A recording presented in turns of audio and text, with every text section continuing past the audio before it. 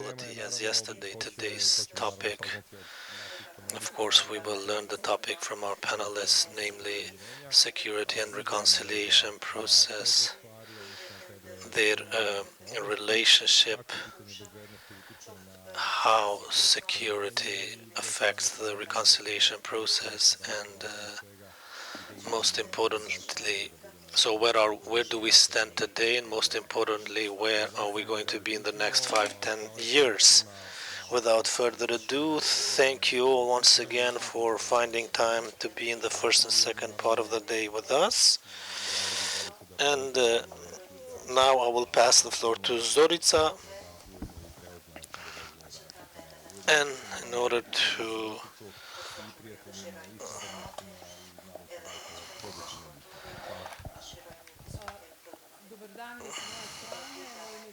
greetings, I'm Zorica Vorgučić. Thank you, Miško, on this introduction.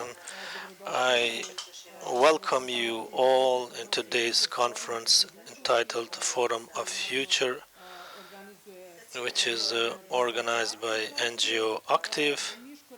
As Miško said at the beginning, today we will discuss the issue of security and reconciliation of communities in Kosovo. Even though 2 decades have passed since after the conflict, security still remains a challenge, particularly in the Serbian community. In Kosovo, do we want to get reconciled, and how do we contribute in this direction? See, these are some of the questions for our panelists of today. Dušan Radaković, Executive Director of ACDC, Bekim, Blakaj, Executive Director of Humanitarian Law Center, Aferdita, Shehu, Director of CBM Mitrovica, and Igor, Marković, Project Manager of NGO AKTIV. Greetings to you all. Thank you very much for being today with us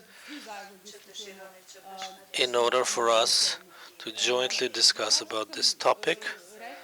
As I said, 20 years have passed since the armed conflict in Kosovo, and 2 communities, Albanian and Serbian, are still apart from each other and still overburdened with the past. They don't forget the events at the end of the 90s. Not only do they not forget them, but very often they mention them, and they take the opportunity, take the advantage, particularly in verbal disputes. It should be highlighted that the political representatives add to this, both in Kosovo and Central Serbia. And unfortunately, the incidents are not from the past either. This is confirmed by the recent report published by NGO AKTIV, according to which in the last 2 years, during the pandemics, more than 180 incidents were reported or recorded, and such incidents are not već se odnosi i na krađu i na uništavanje imovine i tako dalje. Srpska pravoslavna crkva je mnogo puta do sada bila na meti. Igore, zanima me da nam malo detaljnije kažete o ovom izveštaju i kako gledate na to. Dobar dan svima. Dobrodošli na drugi dan Foruma budućnosti.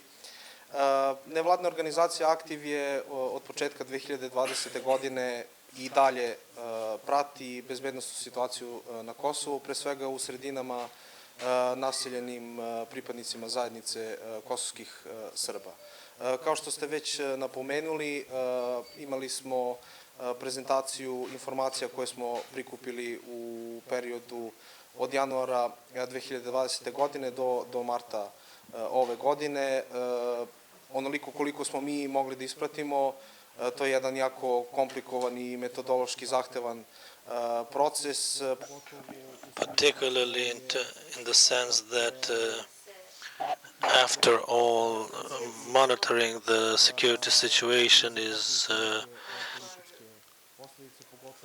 always has political consequences, particularly in the society we live in. As we said earlier, 180 incidents happened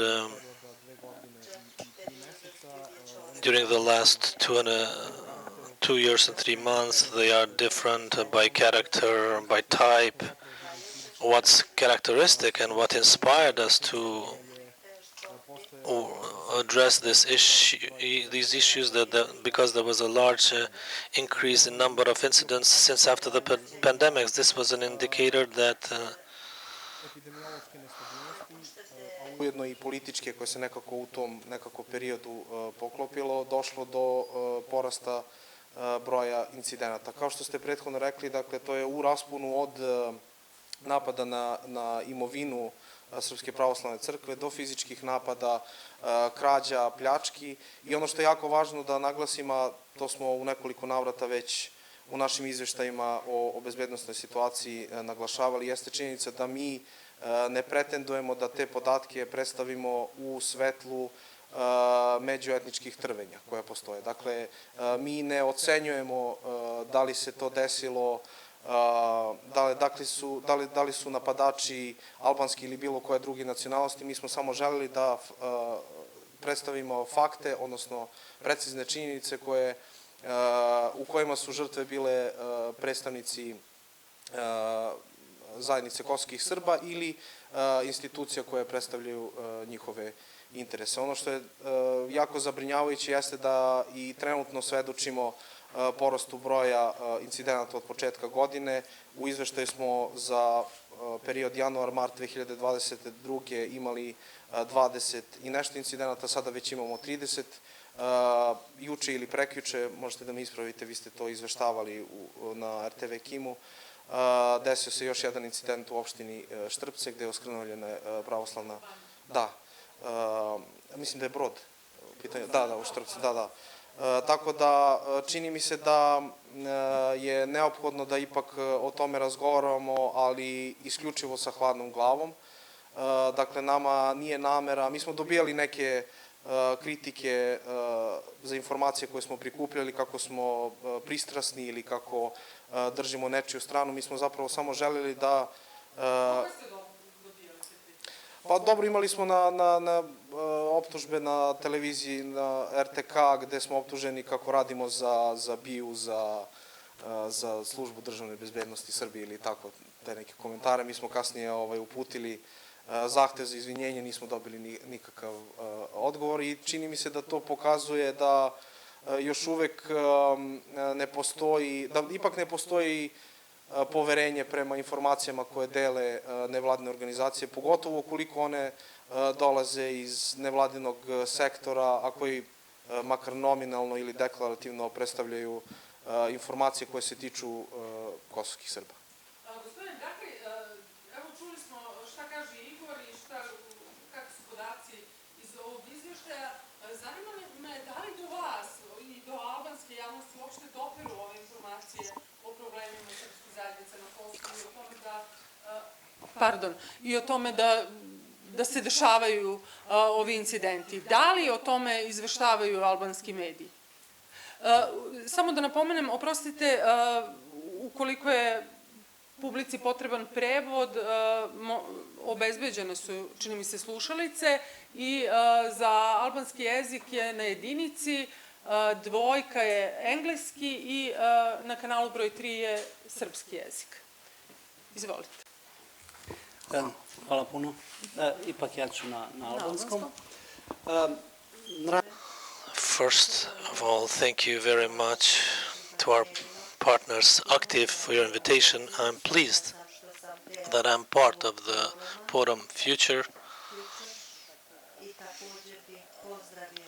Also, I would commend AKTIV for conducting activities which are part of the very large project whereby the Humanitarian Law Center is partner of. Regarding your question Once again, I will show the gratitude to AKTIV for monitoring the security situation and recording these incidents that potentially could be inter-ethnic, even though Igor made it clear that it is not known for all incidents as to their motive, but it's very important to record all of these incidents and report them because they directly relate to your question. Albanian community in Kosovo has few possibilities to obtain information about these incidents. If there is a more serious incident, perhaps it is reported in national media, but most of these incidents are not registered or circumvent the Kosovo radar.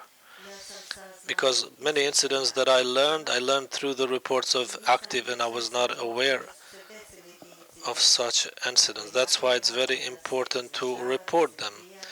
It would be desirable to have a partner organization or partner media in Albanian language that would present the report and the research of AKTIV. I just heard from Igor about this a report by Radaković saying that AKTIV is a partner with BIA, which is unacceptable, and I definitely consider that RTK should apologize. It is to the benefit of the public and to the benefit of reconciliation to record and report all the cases, and then, if possible, to look into the motive so that the perpetrators of such incidents are brought to justice. This would contribute in the relaxation of relations among communities, particularly between Albanians and Serbs, and it would be as an end goal toward the contribution for reconciliation process. Ono o čemu i albanski mediji izveštavaju jeste sever Kosova i situacije koje su vezane za ovaj deo Kosova, posebno kada su u pitanju incidenti. Dakle, ovo je osetljivo područje, osetljiva tema kako i za Srbe, tako i za Albance. Gospođo Shehu, vi živite ovde i radite ovde. Brojni incidenti su se dešavali u prošlosti, neki ne tako davno, samo pre par meseci. Vi, čini se, barem iz onoga što sam pročitala o vama, dosta radite na uspostavljanju saradnje i pomirenja između zajednica. Međutim, nekako sav taj napor ugrožavaju ovakve situacije, poput onih koje su se dešavale pre par meseci na severu Kosova i ranije. Da li je moglo više, drugačije?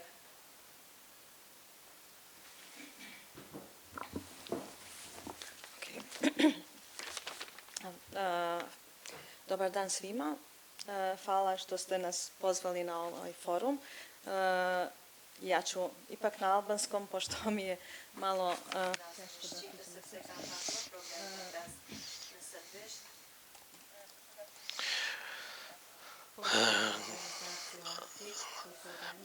I would commend AKTIV organization for organizing this forum, including the partners in this project. Regarding your question,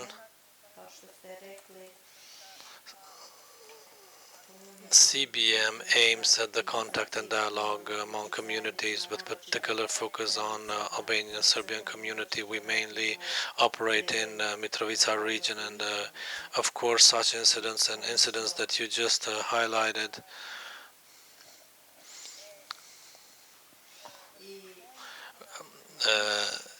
render the work of CBM difficult. render the efforts to reconciliation difficult and render the life between Albanians and Serbs difficult. And of course, these incidents do not contribute to reconciliation and do not bring the communities closer, but they actually contribute to their distancing because of the security, which is topic of this debate, whereby neither of these communities feel comfortable getting closer to the other community. Yes, there is room for improvement.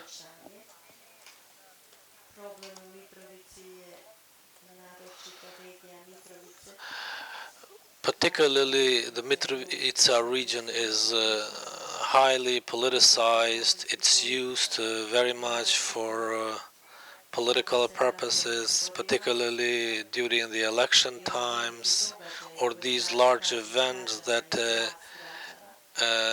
take the attention of the citizens. We always have this fear that something might happen.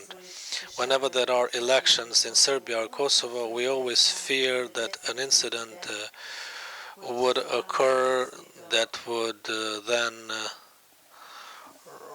result in further division of the communities.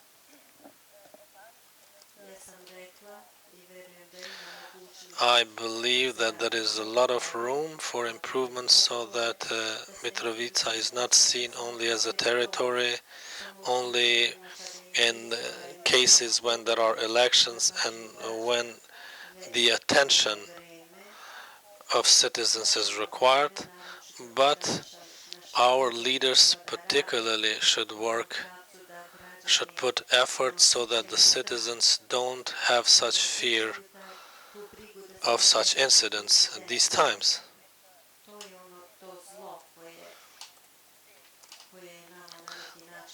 This is the bad thing. We as communities were affected. That's why we as CBM, when such incidents occur, we try to maintain contact with all communities so that we can work as much as possible in order to make communities safer, feel safer, so that they don't go to streets at that time. And we also maintain contacts with a lower level of activities in order to prevent citizens from going to streets during those volatile times. Again, it would be much better if this part of Kosovo would be in the agenda of the politicians in the good sense of word, so that they could make efforts to bring communities closer and not to see them only as opportunities for their agendas.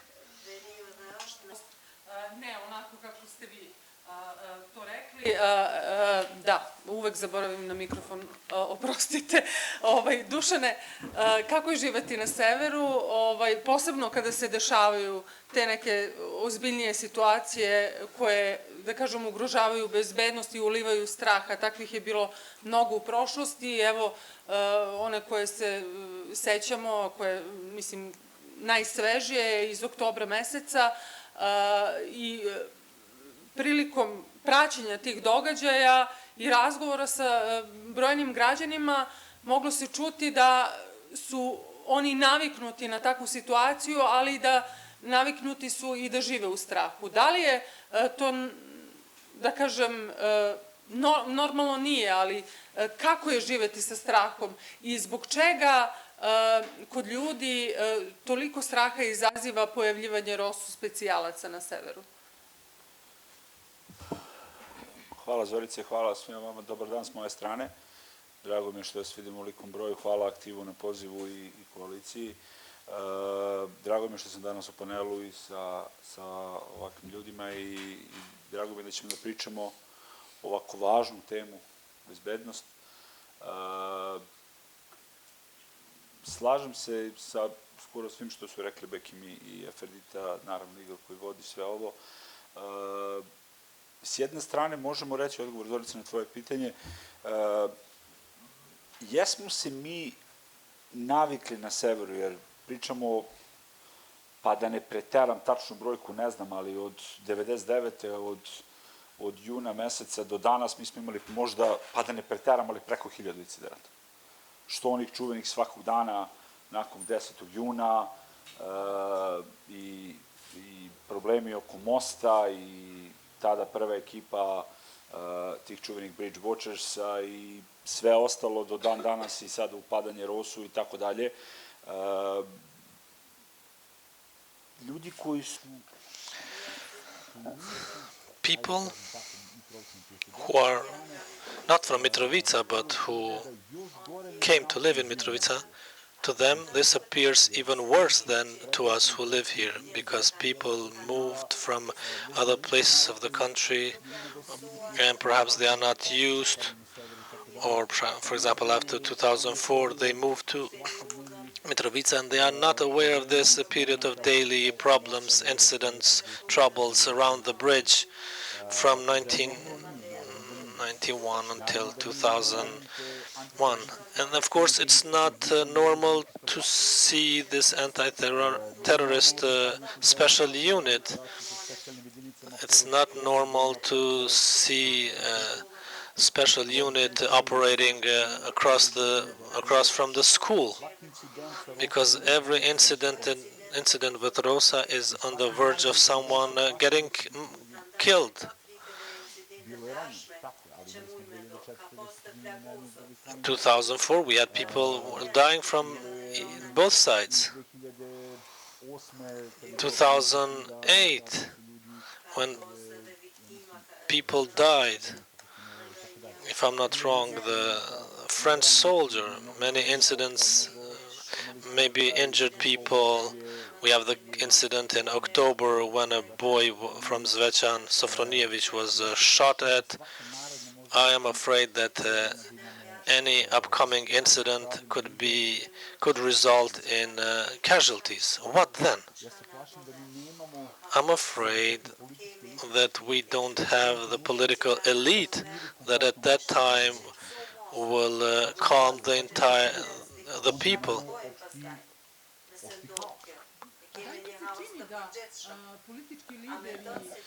Do you think that political leaders both in Serbia and Kosovo work in order to lessen the tensions? No, I don't think so. No lessening of tensions when we had 3 days ago Prime Minister Kurti, the entire coalition published the report that a person created dynamite in his very apartment. What does this highlight? This highlights the possibility for tension, for further incidents, whereby the situation is not getting calmer, but fuel is thrown into the fire. And this is a problem both in terms of politics and security. And then they say, u Monaku. Pa dođite da živite, da vidite kako je, ne samo Rosu, svakog dana incidenti. every day we have incidents, assault to a person, attack of a church.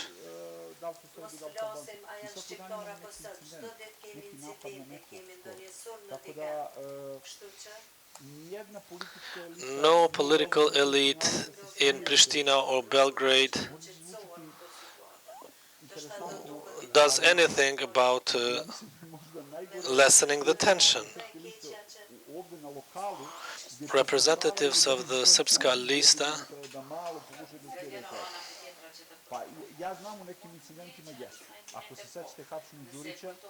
if you remember the arrest of Đurić, that famous arrest of Đurić, when Goran calmed down the situation, you remember.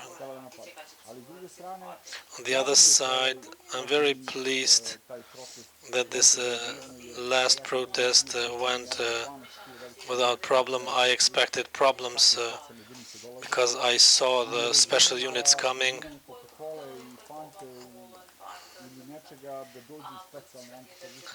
Now, I mean, I don't know for such small incidents to deploy special units. I asked Bislimi several times, why doesn't police do that?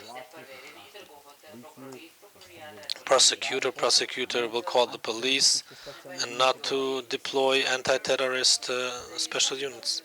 Ms. Shehu, why do you think that anti-terrorist unit comes to Mitrovica? This is a rather difficult question, actually.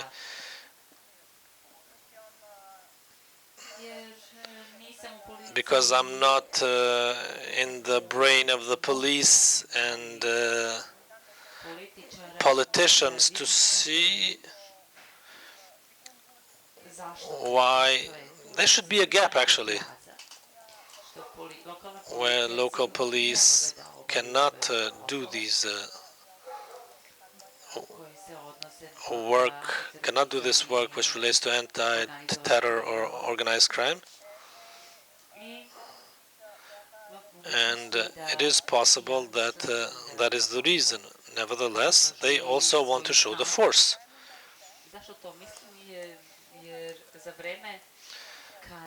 Because when these incidents happen, particularly the past incidents, I'm not referring to the ones from yesterday, I think that they were more of a show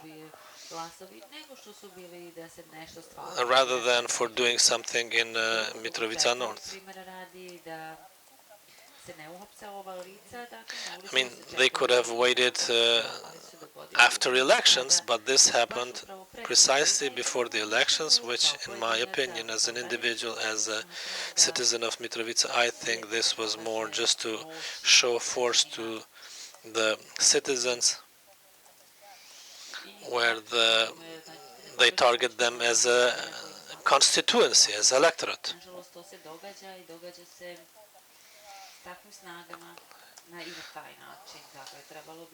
That's why politicians should work in this regard, so that the citizens feel safe anywhere,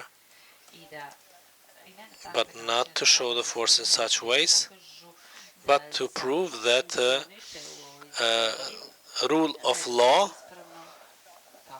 applies in this country, as is the case in other countries. But it is a fact that people do not feel safe. For example, large number of Serbs don't feel safe to go to Đakovo, for example. You know the case with Dragica Rasic, or Albanians coming from Serbia. From Pristina don't feel safe when they have to come to North Mitrovica. Why is this the case? Is this normal after 23 years? I don't think it's normal. Why these happen? The politics is divided both in Pristina and Pristina. They speak with high tones, if not threatening, and then this affects the population. I'm always have this fear that something will happen in Mitrovica when they make such threats, and these things don't bring citizens together, but brings them even farther apart from each other. In the area where we work, we as organization, we try to contact communities so that they can to reach out to communities so that they can contact each other to see what they have in common and not their differences, because we have we have much more things in common than different things. Civil society mainly deals with this, but not institutions. Institutions should work more on this so that the people are treated equally, but also promote such initiatives related to reconciliation, whereby, because communities are part of this country, this is a multi-ethnic country, and this should be promoted, and they should work in every municipality, not only Mitrovica, so that people feel safe to return. But this was not done by the institutions, and I think there is a lot of room for improvement. Mitrovica situation is the same. We are trying to push forward this intermunicipal projects that would be to the benefit of citizens, and then municipal mayors are here for citizens, not for big politics, but they are more interested in big politics than working for the citizens. Every municipality, every community should be treated equally, and this would be to the benefit of citizens, and then the citizens would feel safer to go to Đakovo and to any other country to any other city in Kosovo.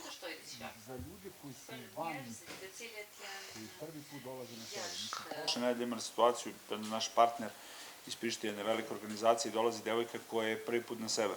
Ona je došla ispred ETC-a i preplašena i kaže: ja vam ovdje ostavljam materijal, ja dalje na... I cannot go further. To me, to Aferdita, Bekim, Igor, we pass this famous bridge every single day. Every day I go to Pristina.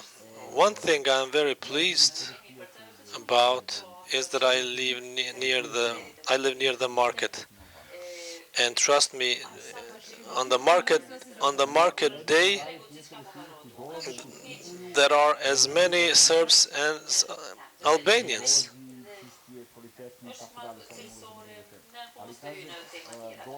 So people come. Then pharmacies, boutiques.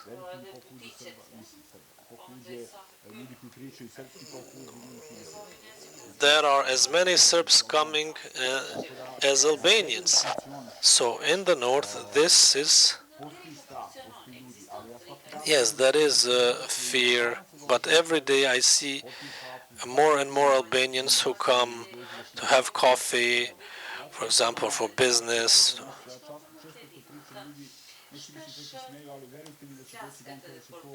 People laugh sometimes, but trust me that this will be true. But Batiri lost the elections because of the action on the 13th of October, and I can confirm this because, as I said, in every pharmacy, half Albanians, half Serbs enter the pharmacies.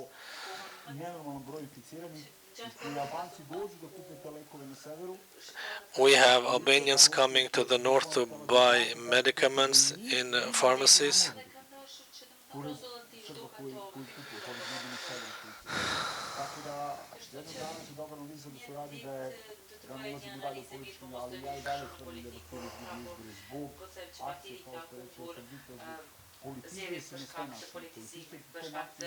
But this is politicized. They say north is ours, we control north. I think Aferdita was talking about this. But to whom does the north belongs? To no one. It's not Vučić, it's not Kurti's, it's not mine, it's not yours. It's yours because you live here. Yes, I live here, I was born here, but I cannot say it's mine. You have to understand me, I'm from Mitrovica. I was born here, my forefathers were born here. My child lives here, which I'm very pleased about that. But every day, nobody works on us feeling safer. To this, this contributes by the statements of politicians.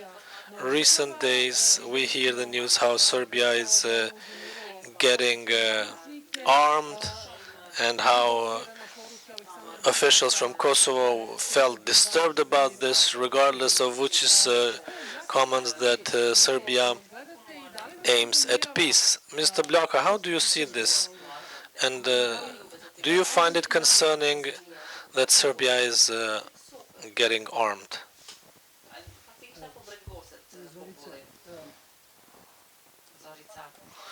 In fact, perhaps I would try to look this entire situation from another perspective. We spoke more about Mitrovica and about safety, security problems that happen on a daily basis in Mitrovica. And this is quite unfortunate, actually.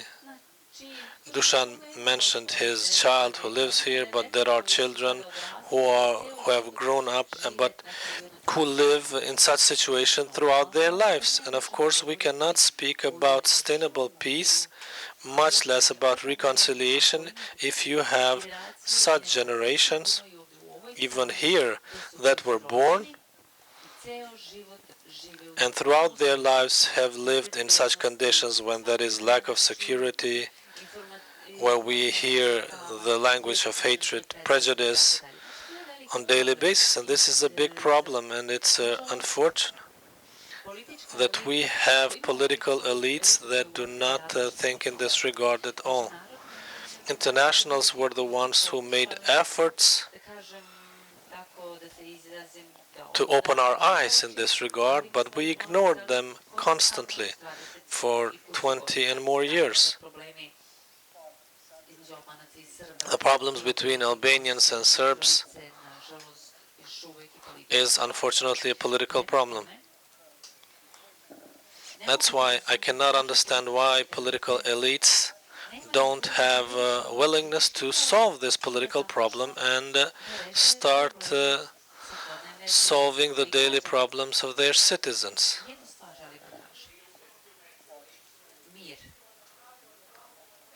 Peace is not guaranteed. Today,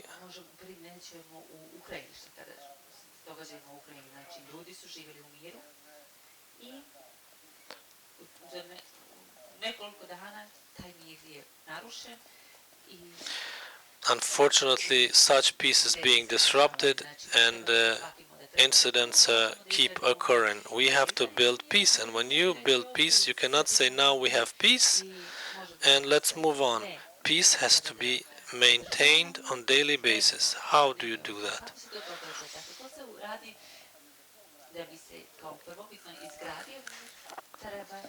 To build peace, we have to invest in all aspects of society.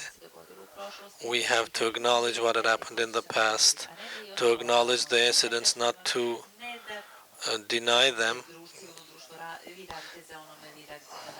and then try to bring justice for the victims, also victims of the past and victims of these incidents, to repair the damages and then slowly restore the trust of citizens in the system. It's normal that people who live in the north don't trust the security institutions because they have problems with security on daily basis, and they simply cannot believe that the special unit will guarantee them safety. So this is a very long process which requires volition and investment by all parties. We have daily statements from one party or the other, from high political officials who use threatening language. They say we are. This is a huge problem, which unfortunately is not being properly addressed by politicians from either side.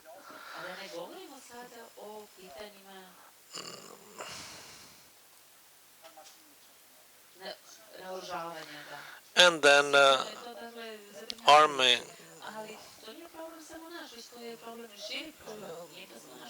what is happening in Ukraine.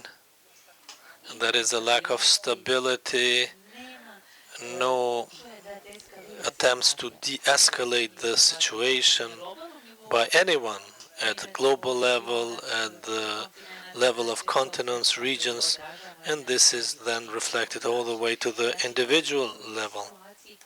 We are in a situation which is quite unpredictable, and it's quite normal for the citizens to have fear.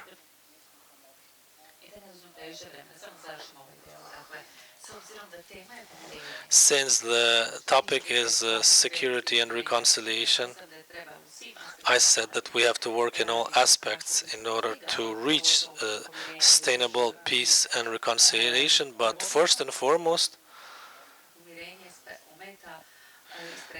the reconciliation will be affected by small incidents anywhere in the world, but here also. Igor, how do you see the security situation in Kosovo? Is there room for concern considering the statements of all the officials in Kosovo, if we take into account that Serbia is getting supplied with weapons, particularly in the new circumstances that are a result of the war in Ukraine? I will highlight what the panelists mentioned regarding the security situation. This is it is a scapegoat of patriotic narratives. This is par excellence. Bekim mentioned, since we are talking about the reconciliation from security aspect, it's a multidimensional and very complex process. I would divide it in two dimensions. One dimension is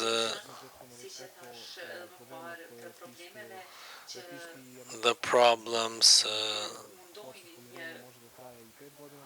reconciliation process can happen 5 years or 50 years. In the first dimension, I see lots of room for maneuvering when it comes to reconciliation. I always take the example of Bošnjak Mahala as a very good example. Yes, but it's a bit sleazy argument, but perhaps this direction of reconciliation at the human level would be sufficient to start with the reconciliation process. Example, shops do not have prohibitions regarding the entry of members of another community. So this is a kind of room, space which is not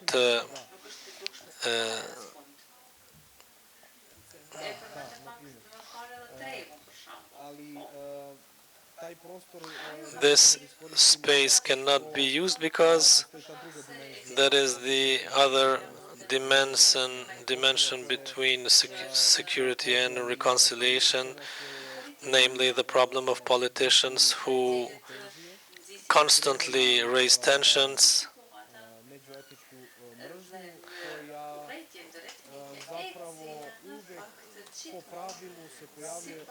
and then they instigate a language of hatred. So whenever there is accident, there is always a need to read news which is in headline, either a new labor law or Vučić getting weapon supplies.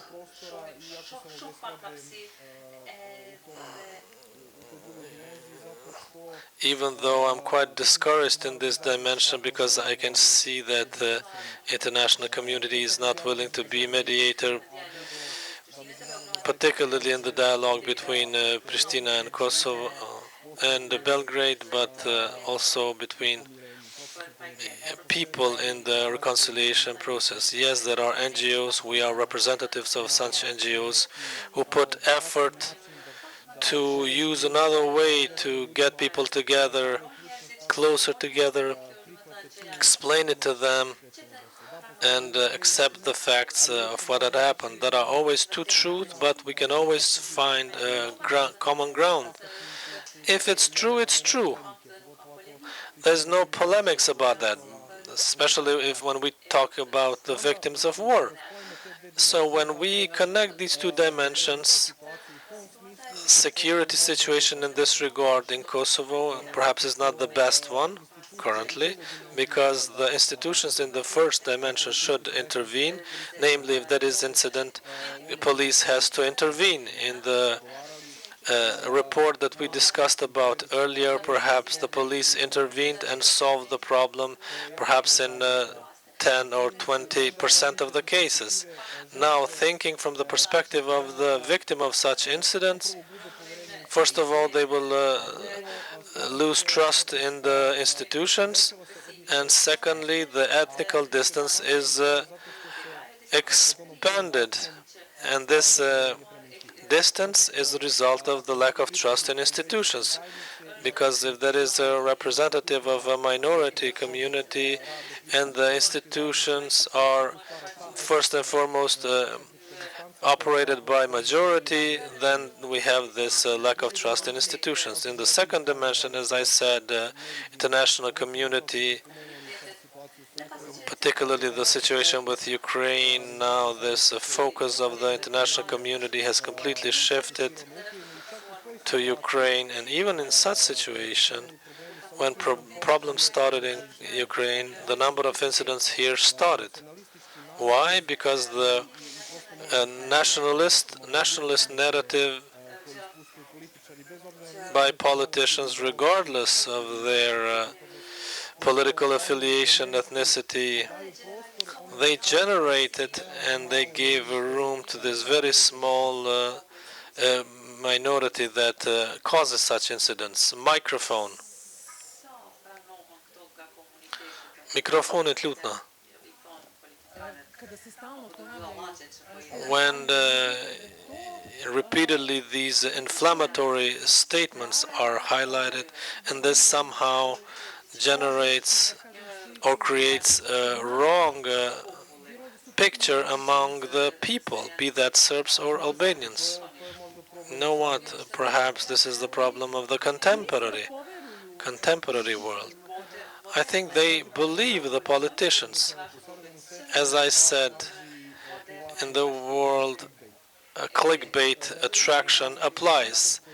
Bombastic headline that generates extreme emotions, results in people getting involved things that in normal circumstances they would not. For example, 2004 situation with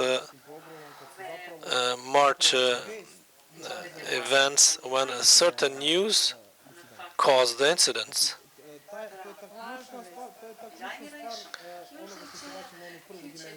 So this is the key word, where the key issue when the institutions do not react. I never heard, for example, that the Association of Journalists of Kosovo condemned such a kind of inflammatory rhetorics. The spot of Besa Besa, for example. Yes, individual organizations reacted, but we lack that institutional reaction, because if we had an institutional reaction only for once, then we would have at least to some increase in trust of the people in institutions. And if such people would be punished, because there are laws according to which violation of peace and order will result in certain fine or punishment. That's why I think that this is a problem of contemporary world, because the inflammatory headlines and strengthening of right-wing politicians affect not only the security in Kosovo but also in Europe. Just see the scenario in elections of France. If Marine Le Pen wins the elections, right wing is stronger in Hungary and Serbia. Yeah, I'm not. But what's important is this extreme right, which is very powerful and using the contemporary media channels in order not to win the votes only, but in order to create further divisions among society, which further affect the reconciliation, the economy. Just to paraphrase, where for any incident,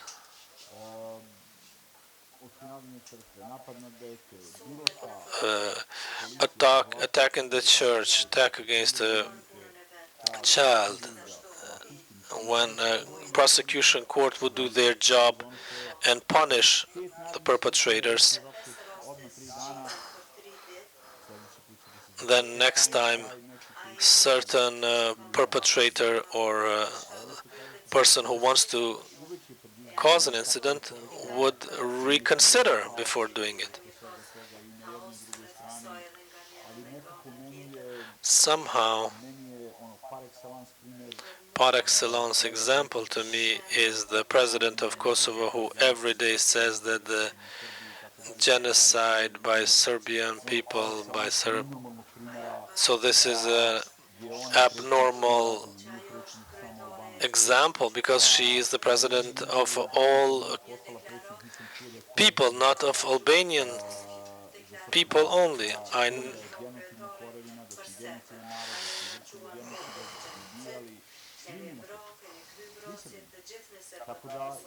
Ne bih se složila baš sa time, što si rekao, pominje se Srbija, a ne Srbi sa Kosova.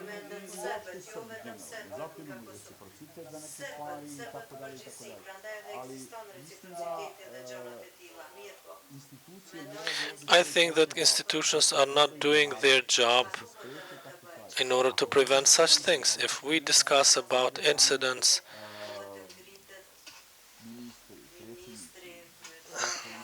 and we heard the ministers, head of police coming out and saying, we have to prevent such incidents, we have to calm the situation down. We don't have such statements. Imali smo u vreme Tači, imali smo u vreme mnogo, ajde da kažem, političko je lošom i bezbednosna situacija lošom i 99. je imala institucije albanske saradnju sa, kosovske institucije sa crkvom. Mi danas nemamo nikakvu saradnju. Niti planira vlada da ima bilo kakvu saradnju, ne samo zbog problema imovine Dečana, nego uopšte generalno. Ako pričamo, i to je jedan vrlo važan politički aspekt, kod Srba je vrlo važna saradnja sa Srpskom pravoslavnom crkvom. Vlada nema niti žele da ima bilo kakvu saradnju sa Srpskom pravoslavnom crkvom, sa Teodosijem, sa Dečanom i tako dalje. Ja znam mnogo puta da je i Haradina, i Tači, i Jatjaga odlazili u Dečane i za vreme Uskrsa, za vreme Božića, bez problema, rešavali se neki problemi koji imaju, i danas toga nema. Niti vlada želi da uspostavi bilo kakvu saradnju. To je jedan vrlo važan bezbednostni aspekt. Evo, šta vi mislite, gospođo Shehu, želi li kosovska vlada da uspostavi saradnju sa Srbima na Kosovu? U izbornoj kampanji je sadašnji premijer Aljbin Kurti stalno isticao potrebu za unutrašnjim dijalogom na Kosovu sa srpskom zajednicom. Međutim, evo, prošlo je godinu dana od kako je ponovo na vlasti, on taj dijalog nije uspostavio. Čini se da ne postoji baš ni najbolja komunikacija na relaciji Rakić-Kurti, Rakić koji je u toj vladi. Kako na to gledate? Është e vërtetë, domethënë, siç e tha që Kurti domethënë gjatë kampanjës ka thonë që do të ketë dialog, do të fokusohet në dialogun mes domethënë me serbët e Kosovës. Nuk është se ka panë ndonjë hap të zotit Kurti në atë drejtim, zotit Kurti po flas, sa i përket ministrive, shembull kudo që kemi pas kontakte me ta ose kemi kërku që ne të kemi bashkëpunim me ta, do të thonë kanë qenë dakord, do të thonë ne kemi qenë në takime me Ministrinë e Administrimit të Pushtetit Lokal, me Ministrinë e Mjedisit, me Ministrinë e Kulturës jemi duke po kontakte në tashti, do të thonë me ministritë ndryshme të arsimit për me i ngrit çështjet e komunitetit nga kjo pjesë tek ministrit edhe me marrë feedback për tyre, do të thotë edhe me të shku me rekomandime edhe me bashkëpunu. Do të thonë kanë qenë të hapur për bashkëpunim, do të paktën neve na kanë treguar.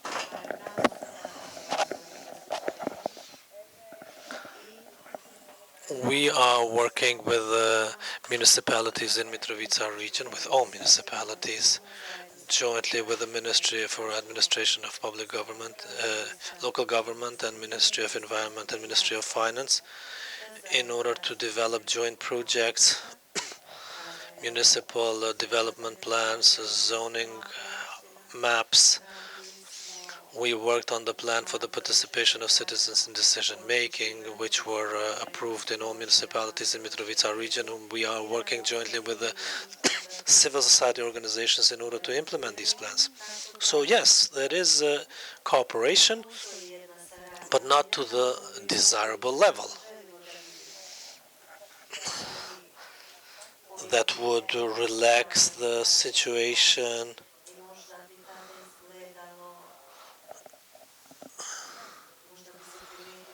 would require the willingness of the government, of the Prime Minister, but also the President, with the local office for good governance under the Prime Minister. So we are cooperating with them. That is a level of cooperation.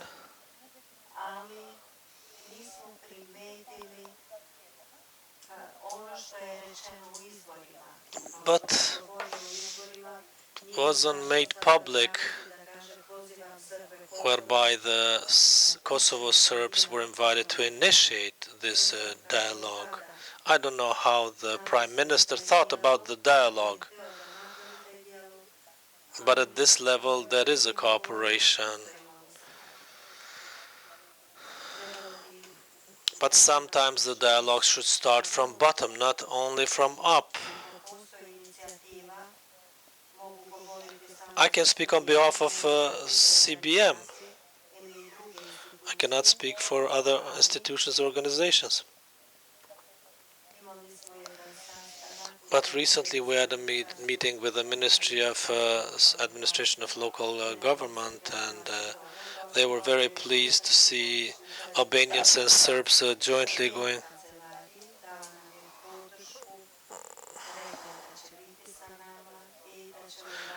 They said that we will do our best.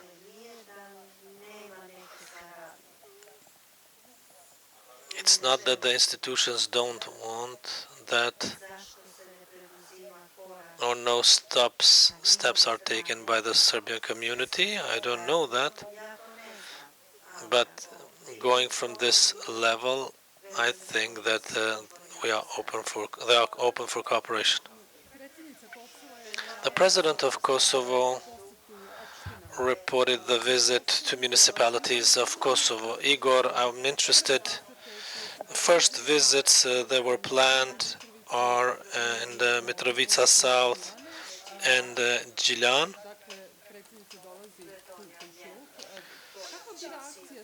What was the reaction what would be the reaction of Serbs with the upcoming visit? It will depend on the way the journalists will publish it or report it. If it's only a protocol visit, and if it doesn't attract media, but that cannot go without a media attraction, then okay, you answered your own question. This will be, either followed by small incidents.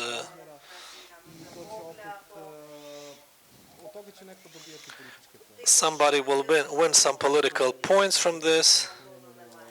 As we mentioned earlier, the incident during the October, this was part of a wide political fight for votes, and I strongly believe that they don't have much interest to visit the municipality of Leposavić because they will not benefit from such visit unless it is accompanied by some political message. We mentioned this famous example, which is grotesque to me. The visit of Marković is at the same level of the visit of President. Now, it's difficult to determine if certain visit is truthful.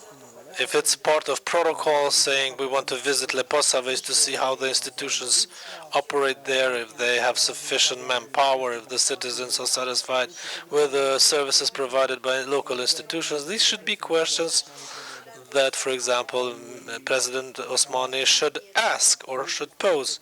But I'm absolutely certain that such visit has a political connotation precisely because of the way such a visit will be announced. I'm not attacking the media, but if from that day there is nothing important in the news, it will be used with a bombastic headline saying Vjosa's money in the north, chaos is in store. Such headlines, unfortunately, are preparing the scenario which would not happen at all if it was not for such headlines. Now, to what extent the politicians are ready to look ahead and say that this is only a protocol visit, handshaking, conversation, and that's it. This is how it should function in normal situations. It sounds idealistic, but it would be very simple if things were simple, and unfortunately they are not simple. If we have anyone from the audience who wants to ask something, if not,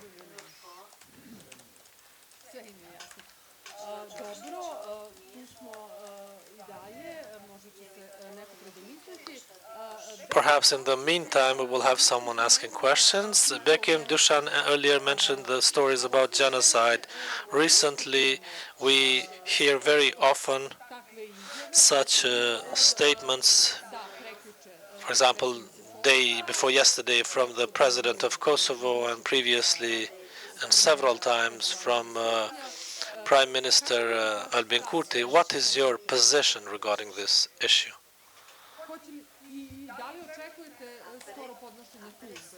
And do you expect the filing of indictment?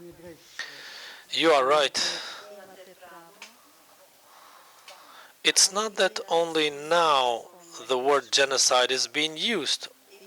Previous governments, when Thaçi was a prime minister, but afterwards as well, the issue of genocide was mentioned quite often, and the indictment was announced against Serbia for genocide. But I think that this was used a little bit more for daily politics, for some political points, and actually until now we haven't seen any specific concrete steps of the government of Kosovo or any institution that, for example, started gathering evidence about genocide. And I agree, and very often we publicly reacted and answered to the questions of your colleague, fellow journalists, about our position in that regard. And yeah, actually, there is a non-formal coalition of NGOs that promote some principles that we drafted and which relate to confronting with the past. It's a kind of guideline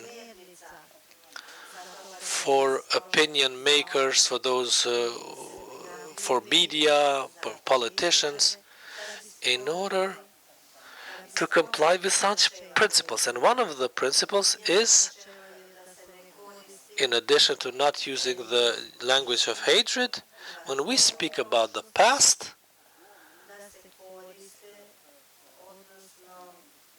to stay loyal to the facts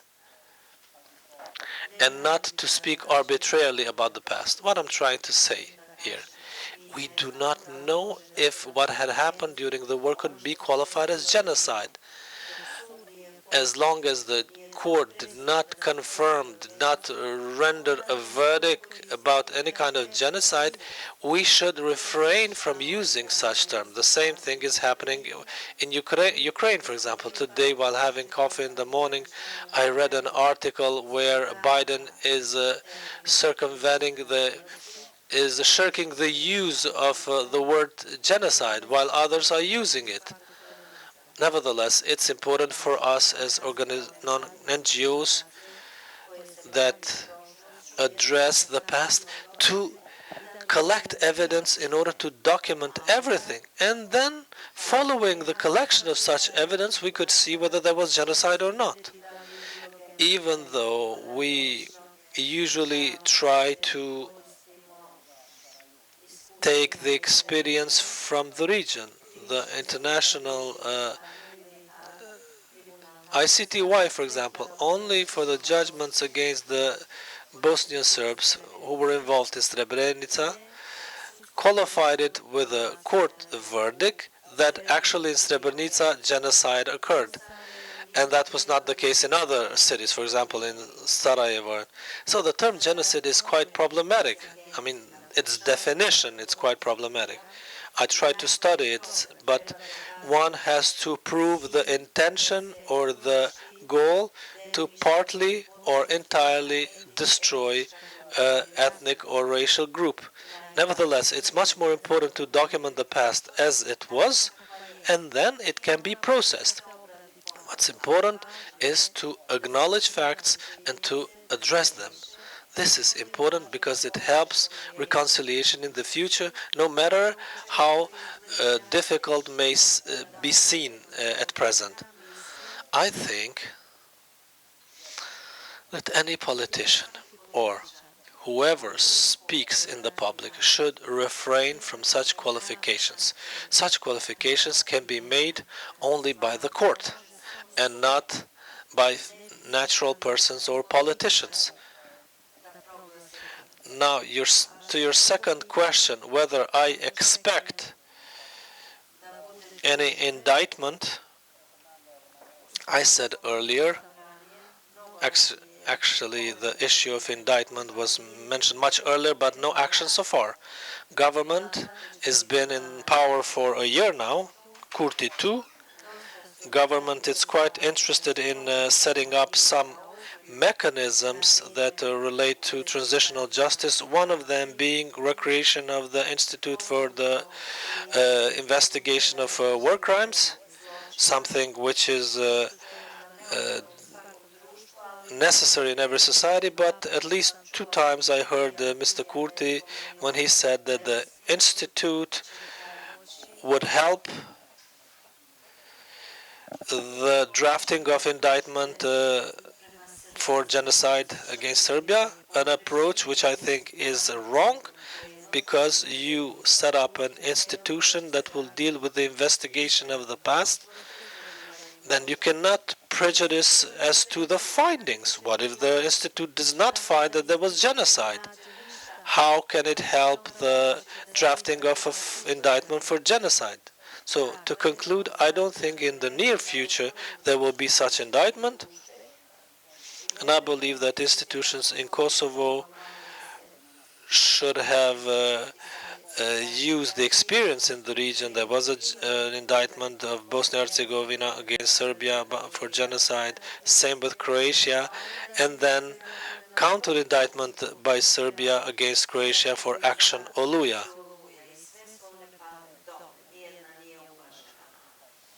So perhaps it would not be bad to rely on the experience. Da iznese svoj stav o ovom pitanju. Zanima me, evo, gospođo Šehu, početi od vas, kako se vaša razmišljanja o ovim izjavama predstavnika kosovske vlasti i o tim najavama o podnošenju tužbe za genocid? Jesu li to samo populističke izjave ili će zaista nešto od toga biti?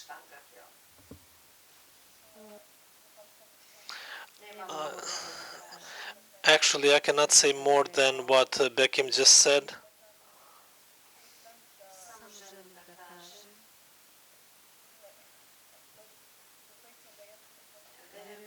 I think that will be a long process.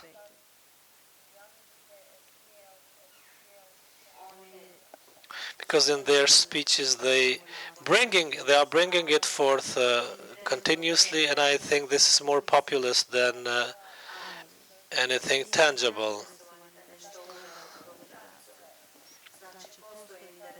As Bekim said, they are trying to set up some mechanisms. However, on the other hand, I agree with Bekim that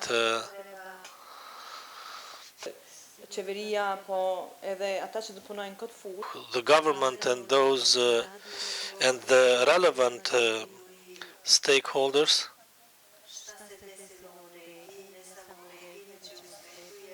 in the region and in the world, because there were such situations happened also,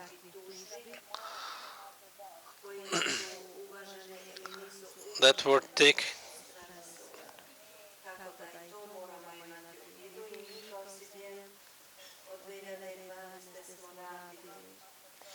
from 2012. We are working on the program Master for Transitional Justice and Peace Building at the University of Pristina. Together with professors and academics at the University of Pristina, we are working to publish a book where the experience in the region and the global experience will be incorporated regarding the topic of genocide or addressing such issue. So in the future, of course, this is a long process, so that in the future it could be beneficial to the students who study on peace building. But also it will be beneficial to the institutions and people who will work in the human rights, professors.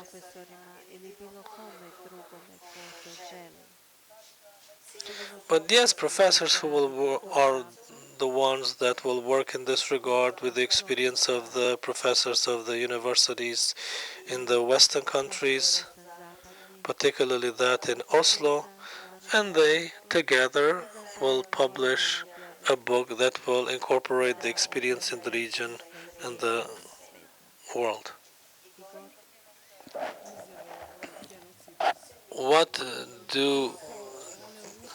How do statements on genocide contribute to reconciliation? I would want people who speak about genocide to at least have some basic knowledge about international law and the genocide. Mr. Blakaj just mentioned the complex nature of genocide and its definition. So until we have a judgment of the international court, it should be legally punishable when such word or any other words which have such connotation is misused. This would be culturally and democratically, if such things exist in our society, However, it does not exist and it can be misused at any level. Now, how can we expect progress in dialogue between Pristina and Belgrade when such a kind of narrative is used? It's impossible to find reasons for continuing the conversation when such words are misused on a daily basis. If there was an institution that would, I would like such institution to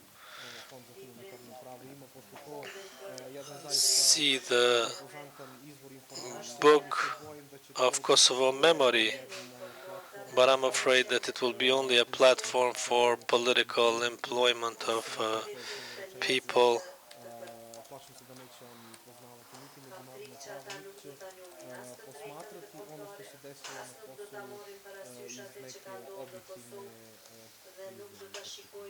Dušan?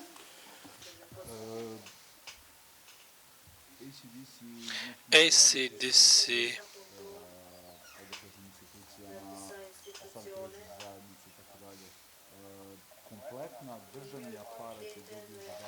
the entire state apparatus took it as a duty for all laws, all ministries have to inform the government about the number of destroyed churches, factories, how many women were raped.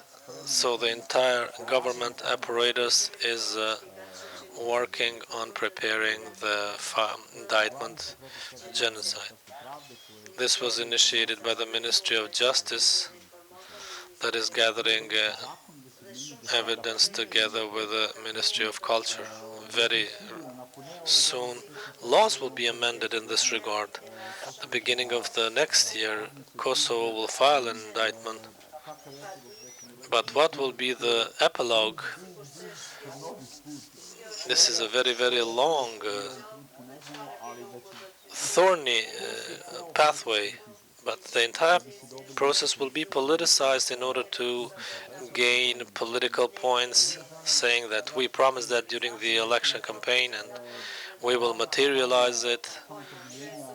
The main campaign of Vedvendosi was the dialogue with Serbs in Kosovo. No such thing happened. There was not a single initiative. On the other hand, neither the president nor the prime minister or deputy prime minister, negotiators, Recepi, Emilia Recepi, do not give any indicators that they want to sit and discuss about any problem, but everything is being politicized, everything through the prism of Belgrade, reciprocity is being discussed. Nobody brings us to the situation so that we as citizens of Kosovo, regardless whether we are from north, south, Čaglavica, Gračanica, sit and discuss about problems. They say first clean your yard and then look at the other yard. So, and then we should less check what Vučić is doing.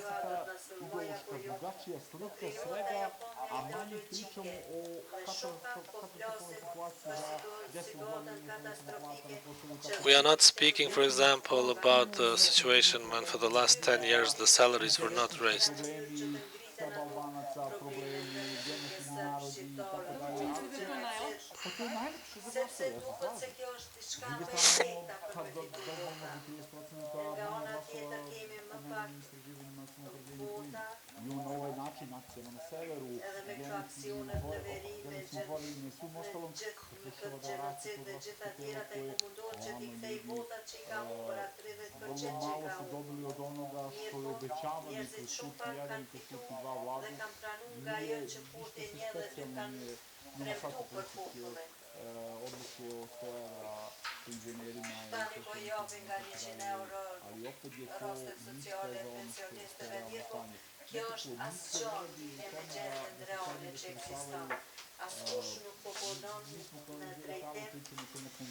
We always discuss about this inter-ethnic dialogue in Mitrovica between Albanians and Serbs, let alone the level.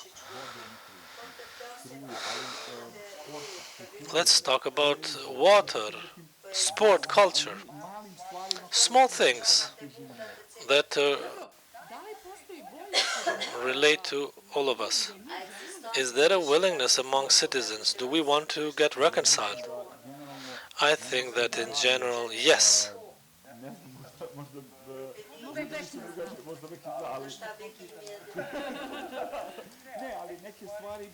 Neke inicijative koje se tiču života ljudi trebalo da se pokrene da bi se život olakšao, ne znam, primjer u Mitrovici, da lakše funkcionišemo, jer kad se zavrni šupni ventil, na vodu nema ni Aferdita vodu, nema ni izvor vodu.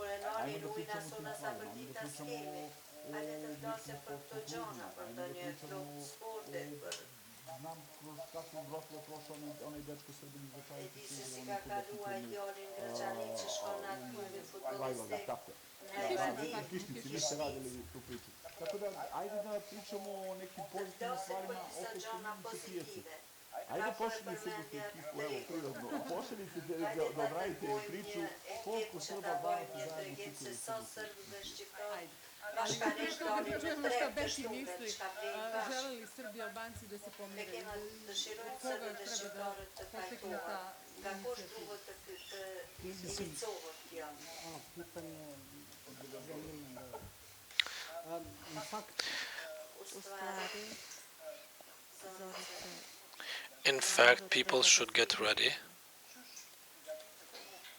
How do people get ready to join a campaign against a certain ethnic group, as was the case, for example, during the Nazi system in Germany? People, the most normal people, they joined Holocaust because process that was theoretically proven, first of all, segregation, apartheid, us versus them, the first step for creating an environment and committing crimes against someone is segregation, apartheid. Once we segregate them, then we target them as bad and us as good. And you prepare the field in order to dehumanize them so that nobody would feel bad when committing crimes against them. This is a natural process. Very random, irregular people, those who go to work on daily basis, will be ready to commit crimes. Reconciliation is the opposite. And it's an even more difficult process because, as I said, first we have to gather evidence to produce the truth, which is accurate and is fact-based, to address the needs of victims, to persecute, to prosecute the perpetrators, to compensate the victims, be that symbolic. Of course, we cannot bring victims to life, but at least to acknowledge them as victims, regardless of their background, their perpetrators. Then we have institutional reforms, and that is a package which should be precisely implemented. All these elements of transitional justice should be implemented in parallel, and this is how the people are prepared for reconciliation and living together. In essence, people in general are good, But we have to make them ready and create the environment for that. I have no doubts that Albanians and Serbs are willing to reconcile. They lived together for a long time, and even though in public discourse, both in Kosovo and Serbia, we speak at all times about the hostility between Kosovo and Serbs, but nobody speaks about the period when they lived together, and they live very well together, and I'm sure that they can live again together. But you mentioned the crimes. Recently, the International Humanitarian Law Center produced a report based on which only one indictment was filed for war crimes against civil population. Yes, this is another problem which again directly affects the transitional justice. Transitional justice is, in theory, is known as downstream prevention. So prevention of crimes after they had happened. Of course, you cannot prevent them after they were committed, but you can prevent the upcoming cycle of violence. One of the key pillars is the prosecution and judgment and guaranteeing the rights of victims. This is their right. Unfortunately, nowhere in the world happened when after the war all the guilty were convicted. But perpetrators must be prosecuted, and those against whom there are evidence must be prosecuted. This in Kosovo is very problematic because there is no cooperation between special prosecution for war crimes in Kosovo and Serbia. EULEX had a kind of cooperation, but I'm not sure that it functioned properly. In order to overcome that, the government in Kosovo took initiative to amend the criminal procedure code by inserting an article which applies the trial in absentia. But we are against that because it's in violation of international law. Our recommendation has always been, for the last 4 or 5 years, was to insist that in addition to the topic of missing persons, the legal cooperation between prosecution offices, so that if prosecution in Kosovo has evidence against someone who lives in Serbia, to submit the case file to the prosecution office in Serbia and Serbia to adjudicate it. And vice versa, but this is not happening. That's why we have a very few number of trials, and the trials in Kosovo are held against people who are at a very low level, not even the 5th rank of those who perpetrated crimes. Someone who in certain circumstances joined a certain unit.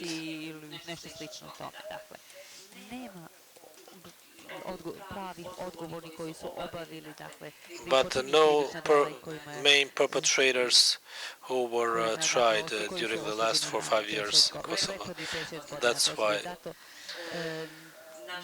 That's why our report is called "Where did the justice hold up?" That's why I do not consider any success in trials in absentia, and we will see that most of the victims will not be served justice. In that conference,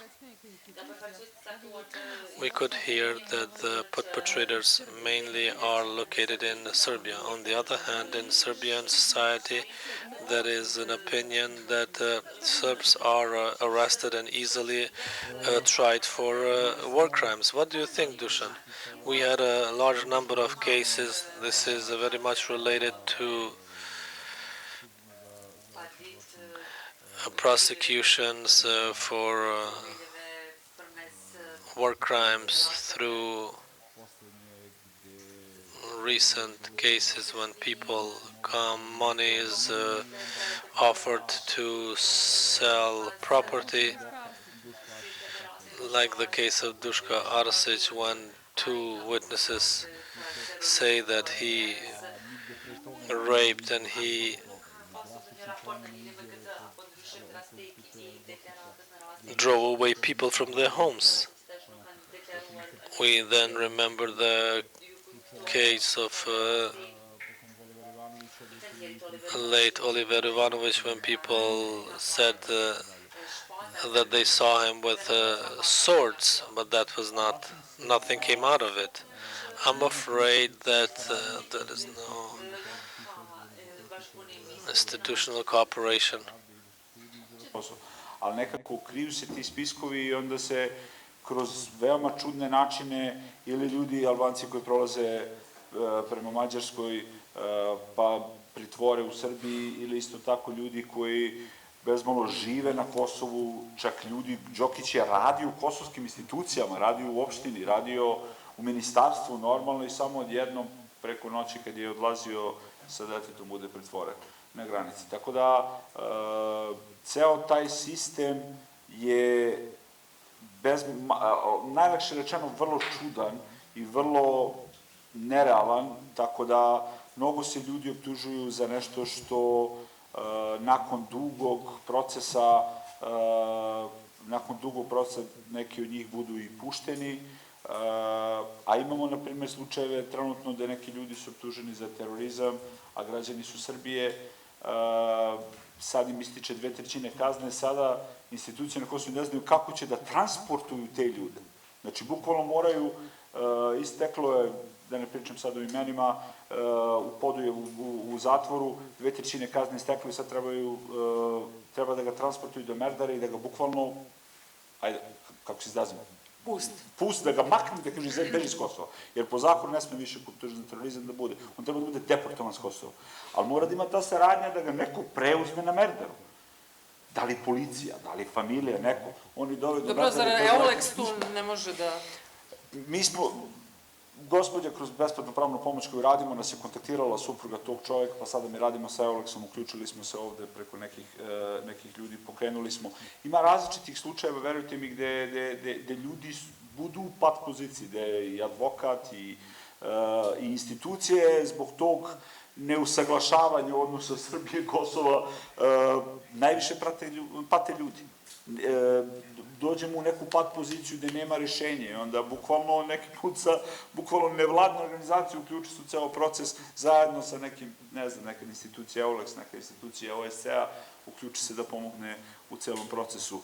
Haotično je stanje po tome, plašim se još mnogo pritvora i u Srbiji i na Kosovu, ljude za ratni zločin bez mnogo dokaza, na osnovu dve izjave kao da su čuli ljudi, ali se ljudi optužuju. Evo imali smo ovaj poslednji slučaj da je čovek sa 22 godine smanjeno na 11, potvrđeno u Vrhovnom sudu i tako dalje i tako dalje.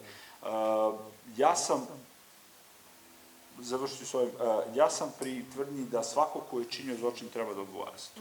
Ma gde bio, ma koja nacionalnost, i bude priveden i odgovara za to što je uradio. Ali se često koristi ta situacija i da budu pritvoreni ljudi možda koji nešto znaju,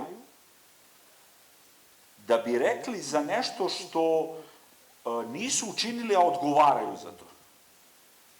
Mislim da moje lično mišljenje je da možda čak i za slučaj Olivera Ivanovića veliki broj ljudi koji možda znaju neke informacije, a nisu učinili, pritvoreni su u zatvor i bukvalno im postupak stoji, jer možda nešto znaju, iako nisu učinili to. Mislim da Kosovska institucija kroz veliki broj slučajeva tako rade, drže čoveka koji možda nešto zna da im nešto kaže, a on nije taj koji je izvršio delo. I njemu se prilepi to kriminalno delo. Međutim, činjenica je da ni jedna ni druga strana, ni srpska ni albanska, ne prihvataju baš da su njihovi sunarodnici činili zločine. I kako a često se i ti ratni komandanti glorifikuju. Imali smo takve situacije i ovde na Kosovu i u Srbiji. Kako očekivati onda pomirenje između dva naroda ako nismo spremni da prihvatimo te zločine?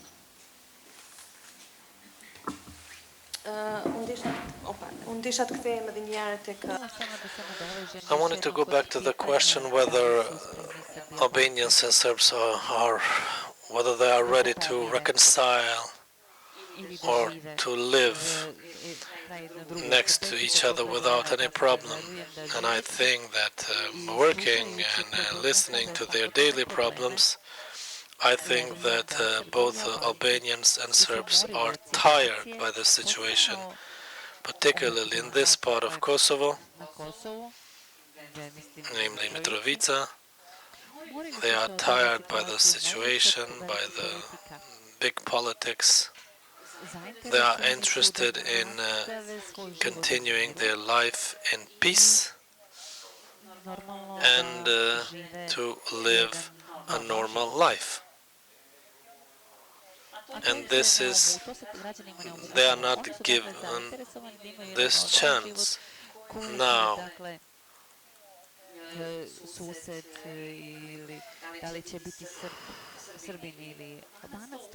Now, who will be our neighbor, whether Serb or Albanian, is not that important. It's important to have a good job, a perspective, for their children to work in a normal manner in the future in order not to have problems with security and all these problems that we mentioned today. In most of the cases, citizens are those who want to live, and it's not a big problem whether they will live next to Albanian or Serb or Bosnian. And we see this every day. For example,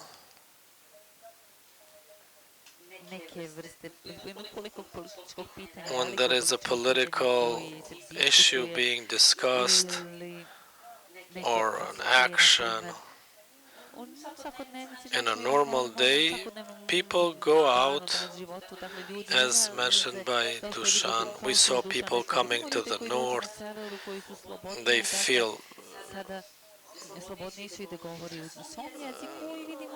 more comfortable speaking their own language, and then we see members of Serbian community.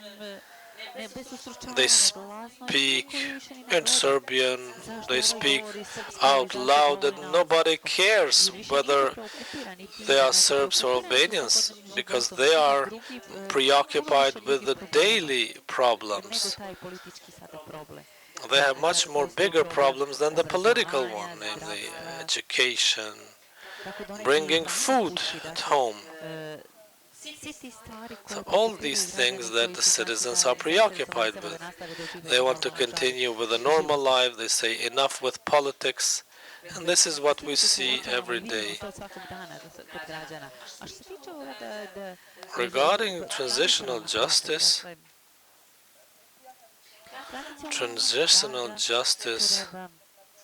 should be incorporated in the agendas of politicians, because until now civil society worked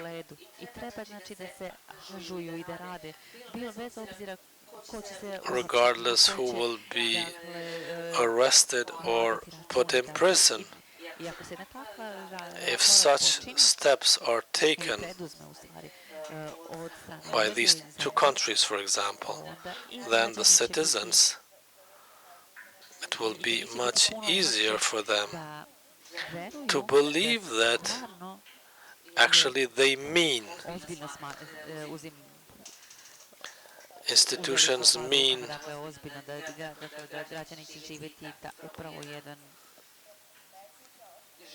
But the worst thing is that so far now we had these commanders in politics and who put pressure in order to stay in politics and continue their things. That's why somebody has to take responsibility for what had happened, regardless of who committed or which side. And we have to speak more freely about, more transparently about this. But the government itself, the social, civil society, media,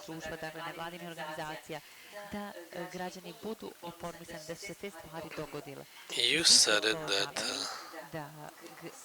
Albanians think that only Serbs committed crimes, and Serbs, on the other hand, think that Albanians committed crimes, and they actually don't know that from both sides there were crimes, and that somebody has to take responsibility for that. Igor, primjerima koji uglavnom Dušan navodio, zašto onda ne postoji direktna inicijativa, već u tome najčešće posreduju neki međunarodni posrednici i faktori? Pre svega imam lični problem sa pojmom pomirenja, zato što svako od nas ima sopstvenu percepciju onoga što za sebe zamišlja kao pomirenje i, što je još važnije, koji je krajnji cilj pomirenja. Meni se čini da nekako među običnim narodom postoji, upravo zbog te tog nekog narativa koji dolazi iz međunarodne zajednice, da međunarodno postoji predstava o pomirenju kao procesu u kome mi sve treba da postanemo neki prijatelji.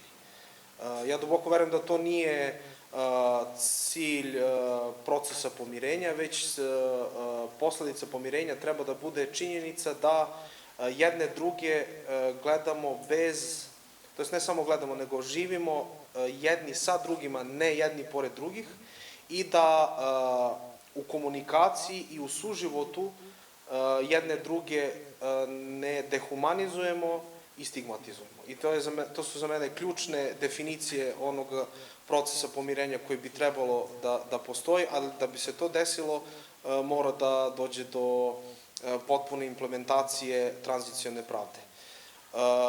Ono što jeste problematično je da međunarodna zajednica je na neki način, možda će sad malo biti pregrub, ali gluvo nema na ono što se desilo na Kosovu, zato što postoji jedna praksa da se uspešne priče so that success stories of reconciliation are imported in a kind.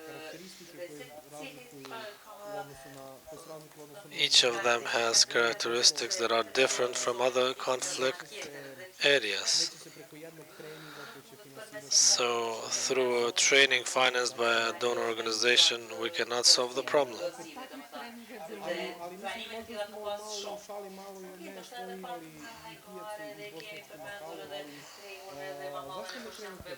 We mentioned the market. Why not starting from there?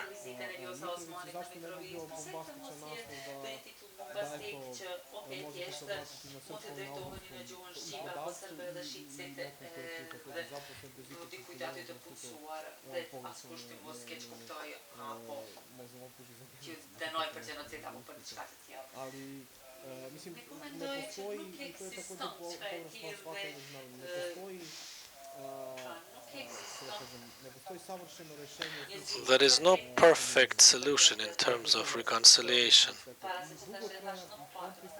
It's a long, painful process when we speak about transitional justice, because it's not pleasing when you hear that the representatives of your community had their hands in blood during the war. I'm afraid that many people are not even aware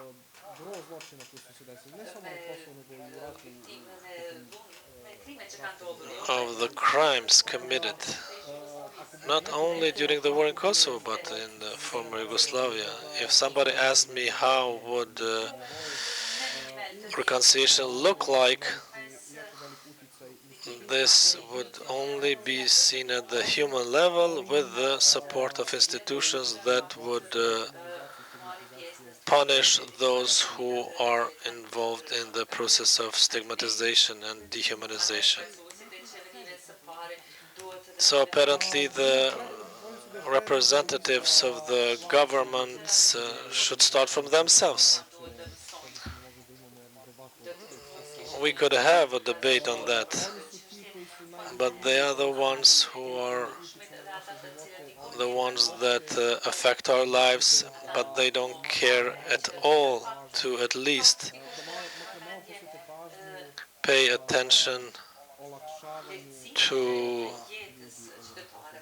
making the lives of people easier, regardless of their nationality. We are about to end. If there is any question from the audience.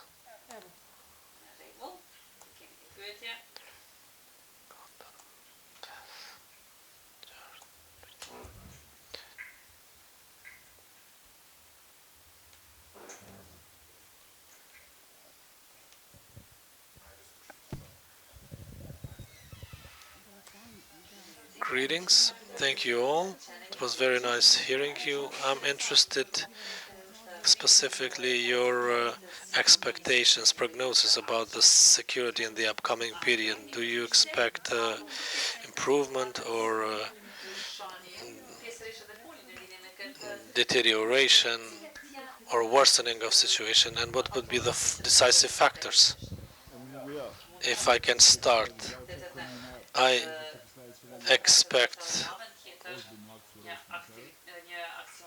next week serious action of Rosu with big problems, one of them being police inspectorate that will come with a decision. The information that I have that every next involvement of Rosu will be much more serious from both sides. So I'm very much afraid of the upcoming actions, to be honest.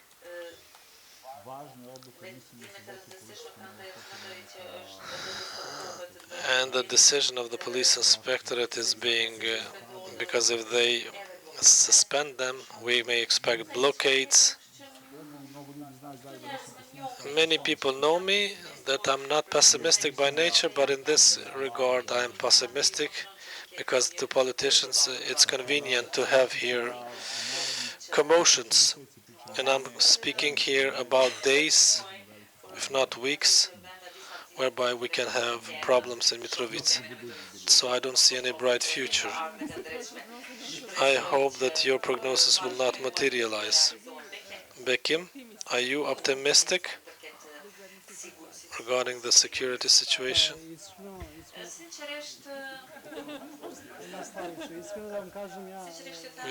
Tell you the truth,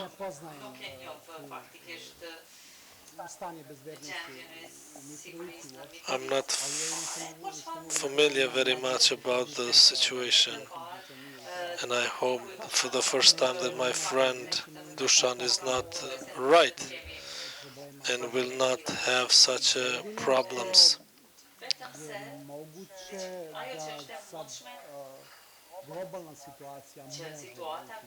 Global situation could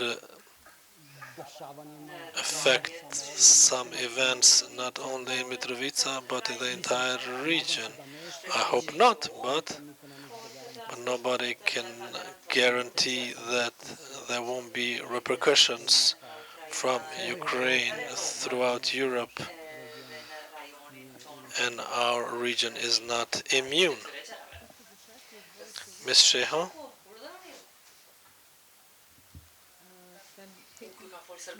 tell you the truth, in terms of security, I would like for it to be clear, not to have such movements, because it's quite unpredictable, namely the movements of politicians. We thought that after the elections in Serbia, the situation will calm down and there won't be big problems. But I don't know what to say, actually. We are raising the issue of setting up the councils for security in communities, in municipalities, that would work on the security of citizens and would inform the citizens, would work with citizens and with various security structures for citizens. This is what we are working with and what we are lobbying for in municipalities. And this could be a mechanism that could at least provide some safety for the citizens. But regarding these big politics, it's a bit difficult to see their direction, particularly considering the entire situation happening in the world. We are all concerned as to what's going to happen. In the weeks that preceded the beginning of war in Ukraine, I think that 99% of people, at least those that I communicated with, were certain that there wouldn't be attacks. So if we speak about such a global context, imagine now how it will be at the local. I don't want to sound pessimistic, but we followed the numbers, the trends regarding the security incidents, but I think that the near future is not that bright. I believe that there won't be extreme scenarios, but I'm absolutely certain that ahead of us is a very difficult period regarding the relations between Kosovo and Serbia and inter-ethnic relations, and I'm afraid of the increasing number of incidents. Also taking into account this right-wing hysteria, and I'm referring mostly to politicians.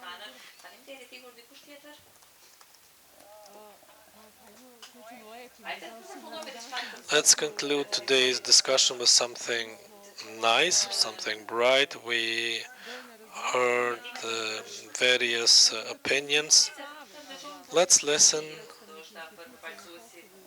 to recommendation, advice regarding these issues.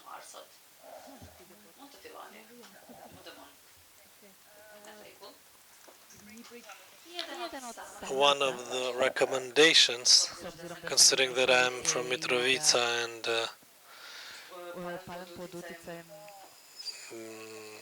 being affected by any threat coming from Pristina or Belgrade, and always thinking as to what's going to happen after such threat. My advice would be that the language used by Pristina and Belgrade should change.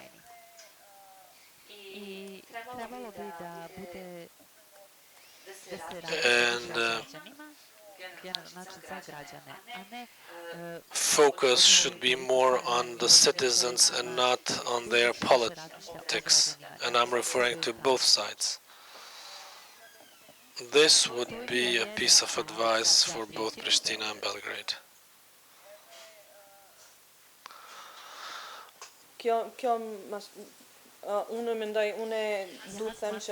I think, actually, I hope and believe in what we do. We work for peace among citizens. We see on daily basis that citizens cooperate, and if you find a common topic, they don't have problems getting together and conduct activities and cooperate. This should be intensified by the civil society organizations, but also by institutions. Institutional level cooperation between municipalities is significant in order to have better perspective for the city. Then, with this, we will conclude today's conference. Thank you very much for your participation and for your patience. So this was a conference, past, present, future, organized by NGO AKTIV.